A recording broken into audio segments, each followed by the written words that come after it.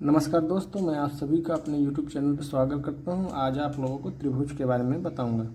तो त्रिभुज बेसिकली क्या होता है कि तीन आकृतियों से घिरी या बंद आकृति को त्रिभुज कहते हैं। बेसिक सा डिफिनेशन है जो कि आपको जानना ही चाहिए और जानना बहुत ज़रूरी भी है। ठीक है, तो ये दो प्रकार का होता है और इनको एक एक करके मैं आप सबको बताऊँगा।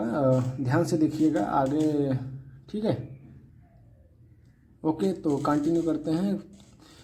कोण के आधार पर जो होता है वो तीन प्रकार का होता है। एक न्यून कोण होता है, एक समकोण, एक अधिक कोण। इनको अच्छे से हम लोग समझते हैं। एक्चुअल में न्यून कोण होता क्या है, मैं आपको कोण तो पढ़ा ही चुका हूँ, पिछली वीडियो में आप सब देख लीजिएगा। और ये वाला एक्चुअल में कोण के आधार पर जो न्यून कोण होता है, इसमें डिनोट करते हैं कि सारे कोण जो होंगे वो 90 से और 0 के बीच में होंगे। सपोज मान के चलो ये कि 60 अंश का है, ये भी 60 अंश का है।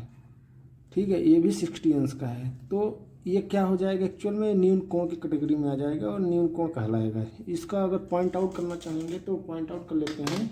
सपोज मान चलो कि ए बिंदु है, ये बी है और ये सी है। तो यानी ये बोल सकते हैं कि कोण ए, कोण बी, कोण सी, ये सारे के सारे कोण जो हैं न्यून कोण हैं। ठीक है, क्या है, न्यून कोण। तो न्यून कोण द्वारा निर्मित त्रिभुज जो है वो न्यून कोण त्रिभुज कहलाएगा। सिंपल सा डिफिनेशन है, इसमें कोई बहुत बड़ा जो है समझने ना समझने की ऐसी कोई चीज़ नहीं है। ठीक है, आगे देखते हैं। समकोण त्रिभुज, समकोण ठीक जो 90 अंश एक कोण रहेगा ही रहेगा, वो जो है समकोण कहलाएगा। सपोज मान चलो कि ए हो गया, ये बी हो गया, ये सी हो गया, तो एक समकोण त्रिभुज में एक समकोण रहेगा ही रहेगा। ठीक है, 90 अंश का। उसके बाद अधिक कोण की मैं बात करता हूँ। अधिक कोण त्रिभुज किसे कहते हैं वो मैं देख लेते हैं। अधिक कोण में यानी एक कोण 180 से कम और 90 से अधिक रहेगा ही रहेगा। इसका भी वही सेम कंडीशन है। जैसे सपोज 120 का ये है, ठीक है, तो ये अधिक कोण की कैटेगरी में आएगा और इसे अधिक कोण कहेंगे। ओके, ये बी हो जाएगा, ये सी हो जाएगा सपोज। ठीक है, उसके बाद सपोज मान चलो ये भी 30 का हो गया है और ये भी 30 का हो गया। ठीक है, और आप सबको पता है, ना पता हो तो मैं बता देता हूँ कि त्रिभुज के जो तीनों कोणों का योगफल होता है ना, सपोज मान चलो ए प्लस बी प्लस सी, ठीक है, तो इन तीनों कोणों का योगफल 180 अंश होना ही होना है। ये रूल है त्रिभुज का। ओके, तो अभी स्टार्ट करते हैं। भुजाओं के आधार पर जो त्रिभुज हैं वो कौन कौन से हैं और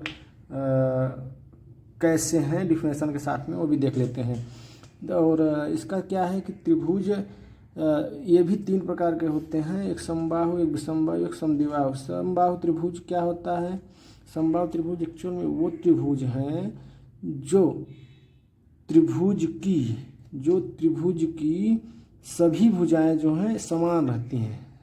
सभी भुजाएं जो हैं समान रहेंगी, उसको क्या कहेंगे हम लोग? समबाहु त्रिभुज कहेंगे। जैसे सपोज मान के चलो कि ये ए है बिंदु, ये बी है, ये सी है, तो एक सामने भुजा ए हो जाएगा, इसके सामने सी हो जाएगा, ए बी हो जाएगा। ठीक है, तो ये बेसिकली डायग्राम हो गया है। और डायग्राम के बाद सभी भुजाएं समान हैं तो इनको समान डिनोट कर देंगे। उसके बाद हम लिख सकते हैं इसको कि ए बराबर ए बी बराबर बी सी बराबर सी ए। ठीक है, ये लिख सकते हैं क्योंकि भुजा आपस में बराबर है, ये भुजा हो गई। ठीक है, अब कोण भी अगर देखना चाहे तो कोण भी समान रहेंगे, क्योंकि भुजा समान है तो कोण भी समान रहेगा। ये भी 60 का हो जाएगा, ये भी 60 का हो जाएगा और ये भी 60 का हो जाएगा। रूल यही कहता है। ठीक है, तो ये 60 अंश का हो जाएगा। यानी आप बोल सकते हैं कोण ए बराबर कोण बी बराबर कोण सी, ये जो हो जाएगा कोण हो जाएगा। ठीक है, तो कहने का मतलब क्या था हमारे कि अगर भुजा बराबर है तो कोण बराबर रहेगा, और भुजा तीनों बराबर है तो समकोण त्रिभुज समबाहु त्रिभुज कहलाएगा। ओके, चलिए फिर नेक्स्ट देखते हैं। नेक्स्ट क्या है? विषमबाहु त्रिभुज, यानी जिसकी तीनों भुजाएं असमान रहें। ठीक है, ऐसा नहीं है कि कुछ जो है डिफरेंट रहेगा। इसमें क्या है कि कोई भी भुजा जो है आपस में बराबर नहीं रहेगी, ठीक है। उसे बोलेंगे विषमबाहु त्रिभुज, यानी ए हो गया, ये बी हो गया, ये सी हो गया, ठीक है। तो ये सब सारी चीज़ें इनमें हैं। तो यानी A B not equal A B, A C not equal C B, ठीक है। ये भुजा आपस में बराबर नहीं है, ये चीज़ें जो है दर्शाती है, ठीक है। और इसमें कोण जो रहेगा वो भी इक्वल नहीं रहेगा, ठीक है। ये कोण भी नॉट इक्वल रहेगा, A not equal B not equal कोण सी, ठीक है। ये बेसिकली डायग्राम के साथ साथ एक उसका रिलेशन क्या है वो हम साथ में बताते जा रहे हैं, ठीक है। अब लास्ट वाला जो आएगा, लास्ट है कि क्या है कि समद्विबाहु त्रिभुज। समद्विबाहु त्रिभुज में क्या है, इसको भी समझ लेते हैं। समद्विबाहु त्रिभुज में होता क्या है कि दो कोण, दो भुजा तो बराबर रहेगी और एक भुजा असमान रहेगी, तो उसको क्या बोलेंगे हम लोग, वही जो आप बोल सकते हैं इसको एक तरीके से समबाहु त्रिभुज या समकोण त्रिभुज, ठीक है। यानी दो भुजाएं आपस में तो बराबर रहेंगी, बट तीसरी भुजा बराबर नहीं रहेगी, ठीक है। तो इसको बोल सकते हैं हम लोग समबाहु, यानी ए हो जाएगा, ये बी हो जाएगा, ये यानी ये बोल सकते हैं 45 अंश का, ये भी 45 अंश का, और एक जो है 90 अंश का, ठीक है। दो कोण दो भुजा बराबर, यानी इसको लिख सकते हैं हम ए सी बराबर A B but not equal B C, ठीक है। ये हो जाएगी भुजा, ठीक है। और दूसरा क्या है अपना कोण के बारे में। कोण एक्चुअल में कोण सी बराबर कोण बी है, बट नॉट इक्वल कोण ए, ठीक है। तो हमने सारी चीज़ें देख लिया कोण के आधार पर और भुजाओं के आधार पर, ठीक है। सेपरेट हमने एक वीडियो में सब कुछ सारी चीज़ें देख लिया। तो अभी हम लोगों ने त्रिभुज के बारे में पढ़ा है, कोण के आधार पर और भुजा के आधार पर। तो त्रिभुज से रिलेटेड अगर सवाल आ जाते हैं सपोज मान चलिए परीक्षाओं में, तो कैसे हल करेंगे उसके बारे में थोड़ा सा 2-3 एक्सरसाइज कर लेते हैं या फिर 2-3 क्वेश्चन कर लेते हैं। नंबर 1 क्वेश्चन अगर सपोज मान के चलो कि मैं बताऊँ आपको तो क्वेश्चन क्या आएगा, कैसे आएगा वो आप ध्यान से देखिएगा। तो होता क्या है कि कोई त्रिभुज दिया रहेगा, ठीक है। सपोज मान के चलिए, तो अगर एक कोण का मान अगर दिया रहेगा 45 अंश, दूसरे का मान दिया रहेगा 40 अंश, ठीक है।